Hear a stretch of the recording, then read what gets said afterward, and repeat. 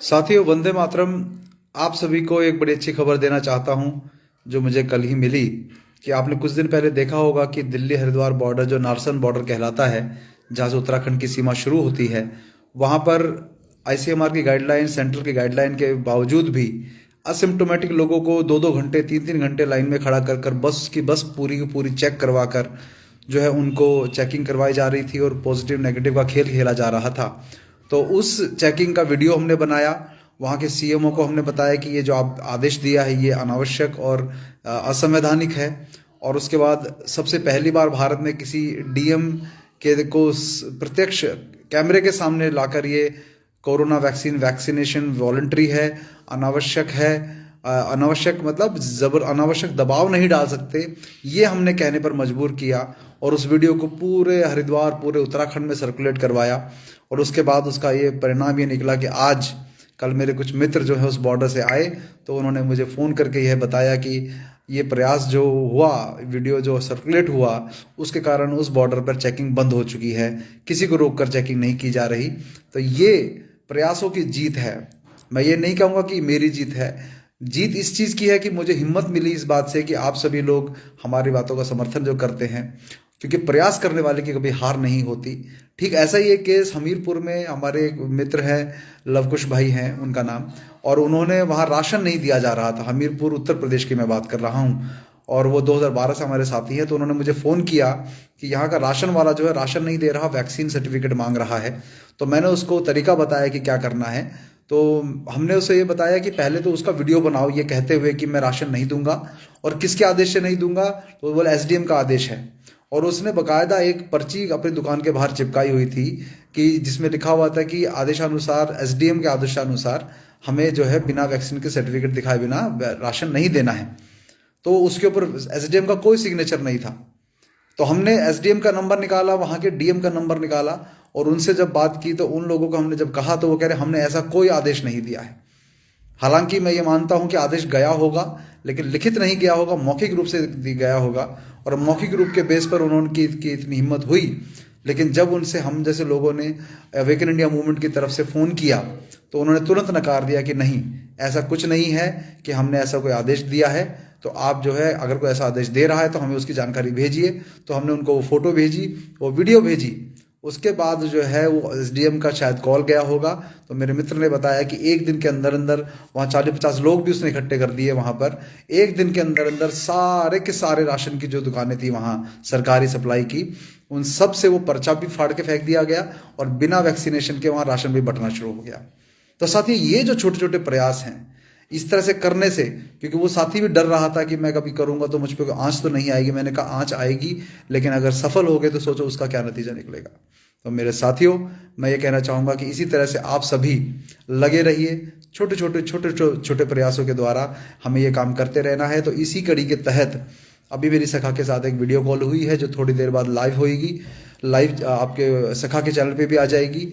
एक 8 PM क्रांति जो है सखा ने इनिशिएट की है, उस 8 PM क्रांति को जो है मैं समर्थन दे रहा हूँ पूरा, क्योंकि वो विचार मुझे बहुत क्रांतिकारी विचार लगा, जिसमें आप सबको कम से कम मेहनत में, बिना कहीं बाहर निकले, महिलाएं जो बाहर नहीं निकल पाती हैं अपने काम के कारण या अपने परिवार की आज्ञा न मिलने के कारण नहीं कर पाती हैं, आप सभी बहनें और माताएं जो हैं वो भी क्या करें, आप बटन दबाकर जो आपको 1 दिन 2 दिन के लिए क्रांति करने का, ऑनलाइन क्रांति का हमें आदेश दिया जाए, निर्देश दिया जाए, उस क्रांति में शामिल होना है। कैसे कि अगर मान लीजिए किसी कोई वीडियो गलत आया है जो हमारे षड्यंत्र का एक हिस्सा है, जो ये कोरोना का चल रहा है, इसके तहत कोई वीडियो है या किसी प्रकार की गलत नीति कोई सरकार की है, चाहे वो कोरोना के संबंध में हो या किसी और चीज़ के संबंध में हो, उसका हमें कमेंट और ट्वीट के द्वारा, कमेंट के द्वारा एक साथ हजारों करोड़ टिड्डी दल की तरह हमला कर देना है।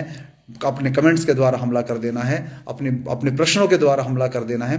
तो करोड़ों लोग उस 8 PM क्रांति से आप जुड़िए, जिससे कि ये बदलाव जो भी छोटा छोटा, हम टिड्डी की तरह एक लड़ रहे हैं यहाँ या वहाँ, यहाँ वहाँ, लेकिन वो एक टिड्डी की कोई ताकत नहीं है, इसलिए आपको दबा डाला जाता है। लेकिन आप एक टिड्डी करोड़ों टिड्डियों के साथ मिलकर अगर एक साथ हमला करें, ऑनलाइन बैठकर कमेंट के रूप में, डिसलाइक के रूप में, या विरोध के रूप में, प्रश्न पूछने के रूप में, आरटीआई के रूप में, तो वो, लेकिन वो कोऑर्डिनेटेड अटैक होना चाहिए कि एक समय पे एक साथ होना चाहिए, अपनी मर्जी से नहीं। तो साथियों, सड़कों पे आप लोगों को राजीव भाई 10 साल पहले गए, 10-11 साल पहले उन्होंने ऐसी कई क्रांति करने की कोशिश कई की, लेकिन वो किस लिए सफल नहीं हुई कि हमने सबको एक सहज भाव से शामिल करने का प्रयत्न नहीं किया। तो संचार क्रांति जो हो रही है, इस संचार क्रांति के कारण ये लोग जब हमारे पास गलत इंफॉर्मेशन, एक षड्यंत्र वाली इंफॉर्मेशन इतनी खूबसूरती से पहुंचा देते हैं, दिमाग लगाकर, इतनी बुद्धि लगाकर, तो क्या हम उसी संचार क्रांति का प्रयोग अपने देश में सही काम कर लेकिन नहीं कर सकते? तो क्या उन्हीं के पास बुद्धि है? लेकिन अगर आप कहते हैं कि नहीं हमारे पास बुद्धि नहीं है, तो कम से कम दूसरे की बुद्धि चलिए। सखा एक नई सोच वाला व्यक्ति है, उनके व्यक्तिगत जीवन, सब जीवन को अगर आप ओशो से संबंधित है या किससे संबंधित है, आप छोड़ दीजिए। मैं भी परफेक्ट नहीं हूं, कोई परफेक्ट नहीं होगा मिलेगा आपको इस दुनिया में, ये ध्यान रखिएगा इस बात का। मुझ में भी कमी ढूंढने लगेंगे, 10 कमियां ढूंढ जाएंगे, लेकिन आपके लिए क्या महत्व रखता है? मेरी नीयत क्या देश के लिए सही है या नहीं है?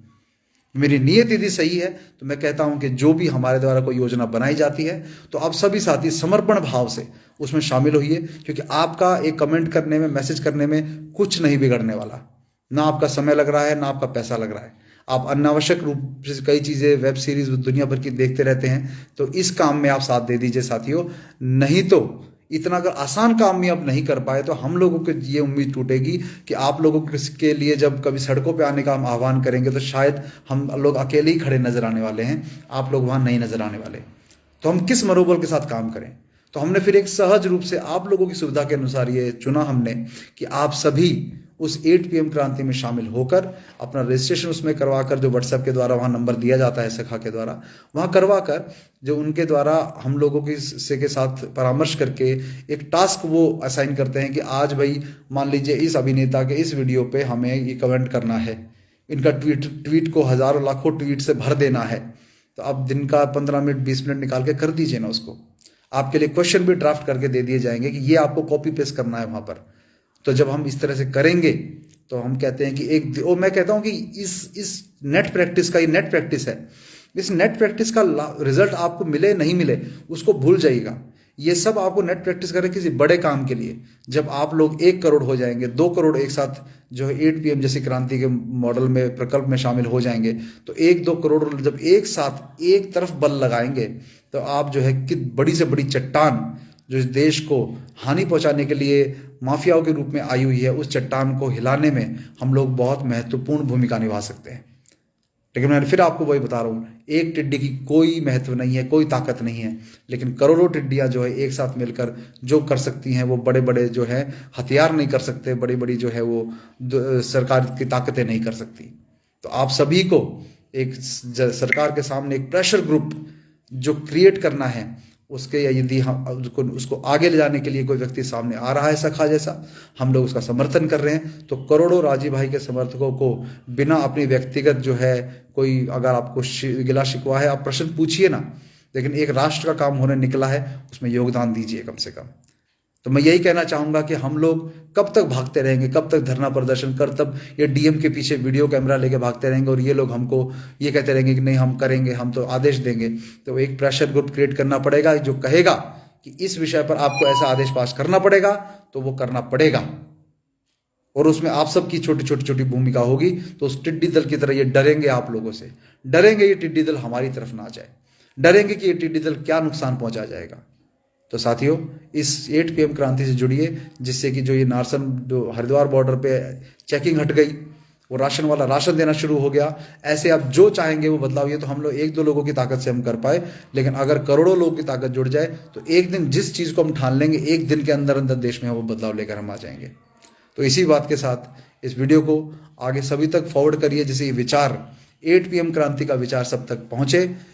और उस नंबर को, जो 8 PM क्रांति जुड़ने के लिए सखा ऑर्गेनिक हॉस्पिटल के नाम से उनका पेज है, उस पर जाइए, उन 8 PM क्रांति को जुड़िए, और जिस विचार से आप सहमत ना होते हो उस विचार को छोड़ दीजिए, लेकिन ये 8 PM क्रांति से आप जुड़ जाइए। मैं आपको आज कहना चाहता हूँ, राजीव भाई के सभी समर्थकों, ये तुम्हारा टेस्ट है कि किस हद तक तुम एक छोटे से टास्क को करने में भी सफल हो पाते हो। तो देश में जो है हम सबका, आने वाली पीढ़ी हम सबका एक तरह से उपकार मानेंगे कि हम सब ने संगठित होकर कुछ तो किया। इतना आसान काम भी यदि नहीं कर सके, तो हम लगता है कि ये काम बहुत मुश्किल होने वाला है। असंभव तो नहीं कहूँगा, मुश्किल होने वाला है। तो इसी बात के साथ मैं आप सबको चाहूँगा कि 8 PM क्रांति में शामिल होइए। वंदे मातरम, जय गौ माता।